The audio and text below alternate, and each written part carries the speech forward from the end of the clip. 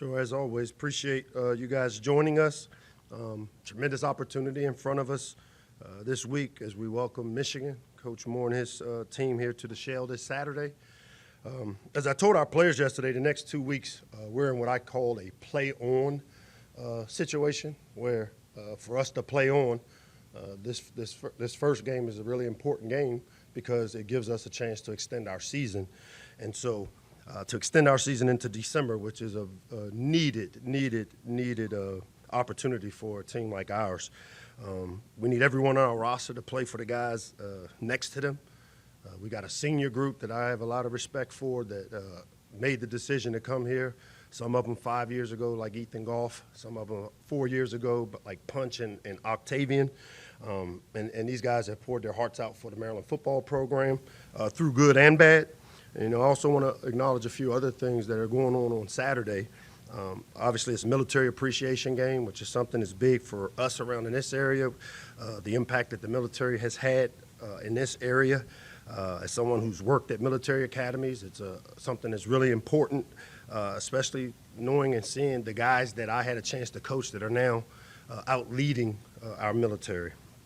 I think Sean Merriman and A.J. Francis, two guys I had the opportunity to coach, are doing their give-backs this weekend. I think Sean, who's done his coat drive, and to know Sean's story, which I do because I recruited him here, and know about the fire and how he was unable to, their house caught on fire because they didn't have heat. And the coat drive is something that he's done a long time around here. And then A.J., obviously, with the community food drive that he has done here for the last few years, shows the impact that these guys feel that this program has had on them for them to come and repeatedly give back the way they have. And then obviously the senior recognition, which for me is always really important because I do what I do because of these kids. And it's a bit smaller group this year because of the landscape we're in. But some of these guys have meant so much to me, to this program, to this community. And I'm really excited to be able to honor them and honor them hopefully by playing winning football. Our game captains this week, Ethan Goff, Shalik Punch Knotts, and Octavian Smith will represent us. And with that, I'll open up to whatever questions you have. Hey, Mike, just your reaction when your athletic director not only gives an endorsement about your future, but says additional resources are on the way too. I figured that would be probably the first question. I'll say this, from the day that Diana and Jim got here, Jim and Diana got here, however you want to place it, both those guys have played a huge role in hip to hip with me. There was a time from December 1st up through the hire and the buzz, our basketball coach, that there weren't a lot of people that understood the landscape. And when they got here, I can remember the first meeting I had with them, we presented a plan. And for them to see the plan and understand, and then they've had a chance now to watch what we've done. Obviously, no one, including myself, is happy with where we are when you talk about the map and the terrain. But from the day they got here, they've supported every part of it, and they understand what winning looks like. I mean, Jim coming off of winning a baseball championship with the Braves, Diana and her time at Ohio State obviously understand what it takes, and winning has a cost. Very rarely do you see me stand up here in front of you guys and complain about whether the resources were enough or not enough, because I'm always going to make do with what I have, and that's what we've done. We've given it our best. But to have two people now that are going to stand with me, hip to hip, give me the resources I need to build this program, I've had a total commitment to this area for a long time. I was asked last week why. I spent 37 years in this business doing what I do, and AJ and Sean are a reflection of it. I spent 17 seasons on this campus. Not very many people know the ins and outs of this campus like I have. And to have two people now that share the same special vision that I have, while also seeing the foundation of what we have when we didn't have all the resources that we needed, I'm excited. I see a light at the end of the tunnel. So really glad about the support, opportunity to stay here, committed to an area that I believed in because I'm from here.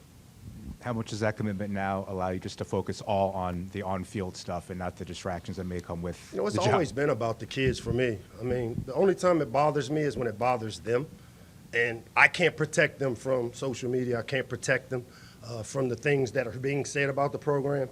But anybody that walks through Jones Hill House knows, one, there ain't a coach in college that feels safe Safe ain't a word that's in my vocabulary. I've never felt safe in my life, all right?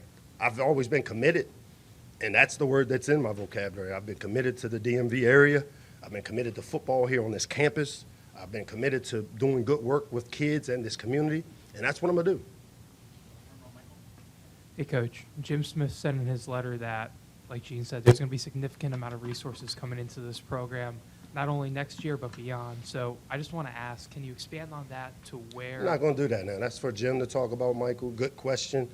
I don't get up here and talk about what we have and don't have. I've told you, we've been resourced to go to bowl games. But winning has a cost, and if you want to win big, obviously there's examples all throughout the country of commitments that have been made. Not saying that I haven't had enough resources, because what's enough? I know this. The only question I've ever asked was, put me in the middle. When he asked me what I need, I said, put me in the middle. And if you put me in the middle, I think if you look at the type of roster we've put together over the years, don't always have the depth, don't always have the ability with the injuries that we face but with the added resources, I think you'll see those things. Why hasn't that investment level matching occurred already here in College Park and when Damon was AD here? That's not for me to discuss. That's above my pay grade to discuss. I know what I've been given from the time I got here. I know what I walked into. I've always chose hard. You know, I had a cushy job down in Tuscaloosa, but I like this place. I love this place, and it was important for me to come back and do my part to help put a foundation together that allows Maryland football to have a chance to compete at the highest level. And then off-topic question, I'm working on a story about Zahir and Sydney's bond through their faith, and I want to ask you, whether it's Christian, Muslim, how do you see faith kind of shaping your players' daily routines and habits in the locker room? That's a good question, because, you know, I don't know if you know, I have had a tremendous transformation in how I've handled things, and a lot of it is because of my faith. And with my Christian faith that I have respect for all faiths. We build the whole character of a kid. We want them to be the best academics, the best football, and the best person, and faith plays a big role in that, and it's a big part of my program. Hi, Coach. Now that you kind of got that reassurance and doubling down from this staff here, has that trickled down to the locker room and you guys are able to focus and keep that noise out and focus on these next couple games? You know, I think the best thing is, so I've always messaged honestly, authentically, you know, contrary to what some people think. I don't believe in getting up here and BSing y'all. I kind of tell you how I feel. And I message through my leadership council. I have a group of kids on my team or players on my team that represent the demographics of our team. And we had a meeting on Sunday, and I knew that meeting was happening before the game on Saturday. You know, I met with Jim. We meet weekly. Diana's at most of the practices, so they see firsthand the work that we're doing behind the scenes that you guys aren't always privy to. And I think because of that, they have an understanding that what the future looks like, and they also know, I mean, they get to see the background of the resources and what we have and haven't had. I don't get up here and complain about resources. I just know this, winning has a cost, and they understand that. I've presented a plan for what it takes to win here at Maryland, and they're behind me and behind that plan. Thank you. Mike, Michigan's ground game second best in the Big Ten, despite whoever they've got back. There are multiple injuries to their backs this season. What makes that running game so special? It's up front. I mean, you know, their head coach is a former O-line guy. He's they're a run-first team now. You know, they're the coordinator, Chip Lindsey, who I've known Chip a long time. He spent time at Notre Dame and was at Georgia Tech with Brent Key, who I work with. And so they add a huge RPO element with Chip to the run game that they've already been one of those teams that likes to establish the run, and because of the philosophy of their head coach, there's no doubt they got talented backs, but the guys up front are the guys that really make them go. And if you look at the way those receivers block the perimeter, I think that shows you the character of this team. And one of the things you guys have been able to do really well offensively this year, keep Malik upright. They've got a guy, Derek Moore, I think 9.5 sacks. What makes him such a special challenge for you guys? Yeah, Derek is one of those players from right up the road there, St. Francis. I played for Coach Poggi, who I know very well. My son played for Biff over at Gilman. And so Derek Moore is one of those talented guys, a lot like 17, a lot like a bunch of the guys we faced in this league. Every league has one. On the other side of him, you have a former Terp, Jay Sean Barham, who plays linebacker, but also they walk him down to the boundary as a DN. And they will be a tremendous challenge for our tackles.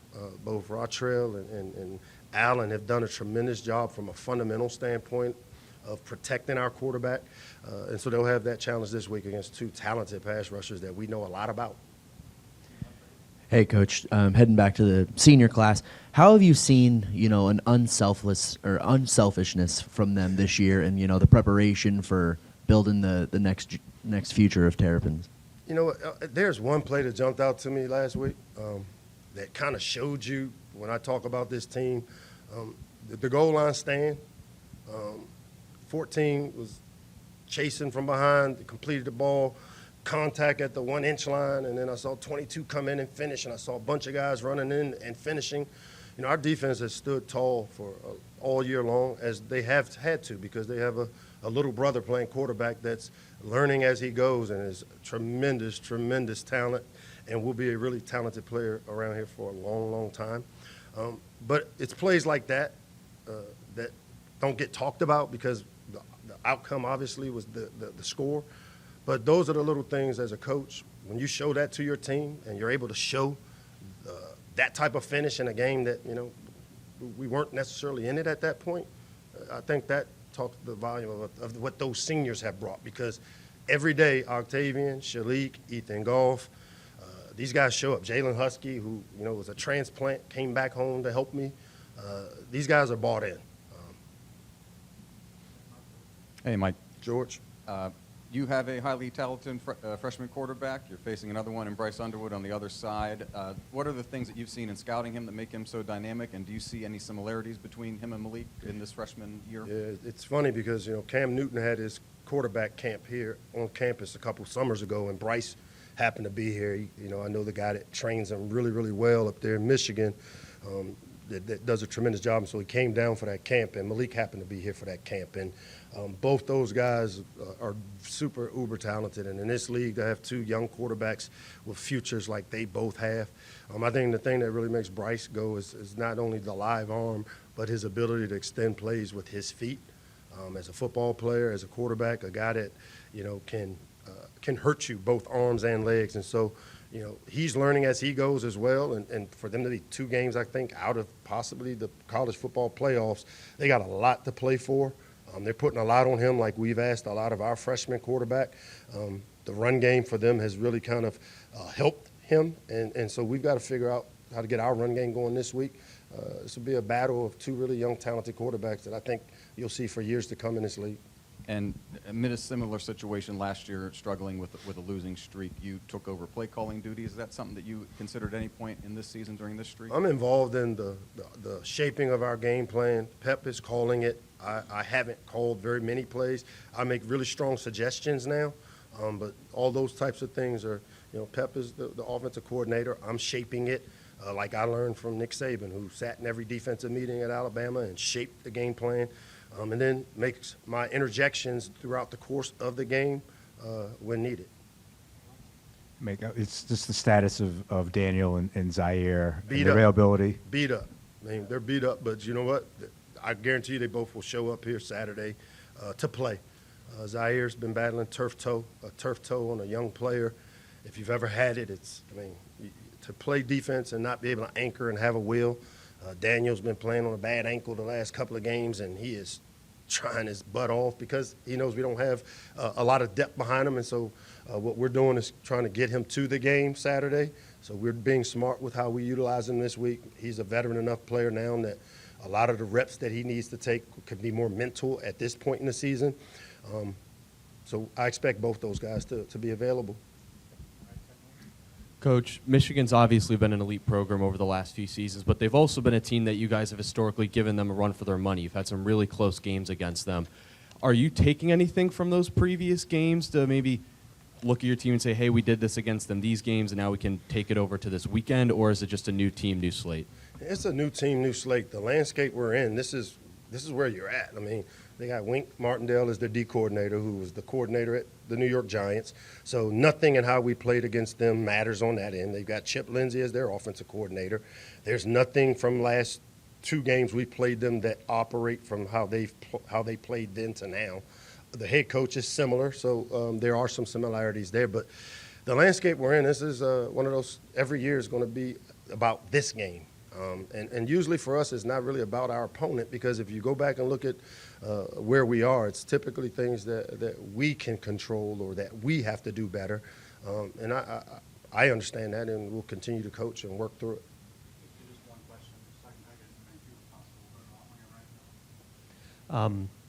Coach, you mentioned their running game a little bit. They've had some injuries in the backfield, but still seems like, year in, year out, their running game is very effective. Like, what is the challenge in stopping that? And I guess what do you see as sort of the key to the consistency they've had in that department through the years? You know what? I thought last week we did a really good job through 3 quarters, and this is where the complementariness of how we got to play on offense to help our defense. Our defense played the run better last week because we had better players back. We had 57. I mean, I can't talk about Bryce Jenkins enough about the size he has, his power, his strength, and he hasn't played a lot. He's had some injuries. He's coming off the concussion. But to play the run, you got to have big bodies in this league. And up front, it doesn't matter who their running back is, because Michigan has a big front 5, and they've got some tight ends that do a really good job. For us to stop the run, and I think last week, they were about 120 yards of rushing going into the fourth quarter before they hit a couple of the long plays at the end. It's about being gap sound, and it's about tackling. 2 weeks ago, we missed 22 tackles against Rutgers. Last week, we missed 4.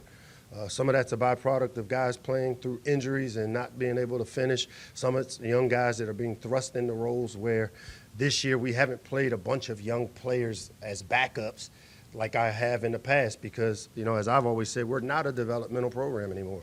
You know why? Because we have to win now. And we got 2 games left to play. We've got a game against Michigan here at home, a bunch of seniors that we owe to go out and finish and to have pride in how we finish playing here at home. And then these seniors also have a responsibility to figure out how to get a win to extend so that we could develop and this young team even more with the opportunity to play for a bowl.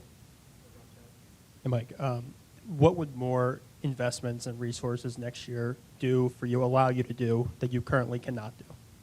Well, there's nothing that those resources can do to help me right now, currently, because we're in this season. All the other stuff is stuff that at the end of the season, I think, as you sit with Jim, as you get with the people, I'm not here to give the playbook.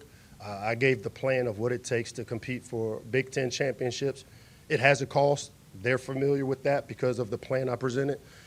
Obviously, with his statement, I think, all I can do is stand on the statement that he understands because he comes from it. Diana understands. They come from it.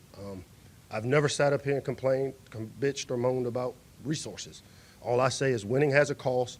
I am doing the best with what I have had. And it's been resourced enough to be a bowl-win team, bowl-eligible team. That part is on me. We're not bowl-eligible, haven't been this last season, and we have opportunities to be now, and that's what my focus is on. And just to clarify, you said you were told before the game Saturday what was announced Sunday? No, I said I had a meeting on Friday where I understood that to set up things for Sunday for my guys to be able to communicate to them. Coach, last home game of the season, obviously the crowd voiced some displeasure in the previous game. Is there any sort of sense from you of trying to give a message to sort of rebuild trust or faith in the program following the last 2 years? All I can tell you is anybody that knows me knows how committed I've been to Maryland football. For me to have to sit up here and explain to fans how much I want to win here, I think the people that understand and know. If you just look at how we've recruited here, players don't follow BS. They go where they think and know it's real. It's real here in this program, and now we have a vision, a plan, and now I have partners that will help me execute the plan that I've set for us to take the next level with this program. Hey, Coach, just wanted to ask you about the timing of Jim's letter. How do you feel about when it was dropped? Would you have liked to see this earlier in the season? It didn't bother me when it dropped, how it dropped. It needed to be said. At whatever point Jim felt comfortable to be able to say it. I mean, he's evaluated this program from the time he's gotten here. Super smart guy that from the day he got here, there's no doubt he understood the business of sport. But he also understands sports business, and then Diana and her expertise with being at places where they've had great success And it's not that we didn't have that here before. I'm saying that they have partnered with the vision I have for what it would take, and they agree, and they've given me the time. It takes time and resources. They've given me the time. Obviously, my contract allows that, and then they are committed to giving me the resources. Just from your conversation with Jim, did he give a reason why now was the right time? No, I didn't even ask because it wasn't important. Thanks.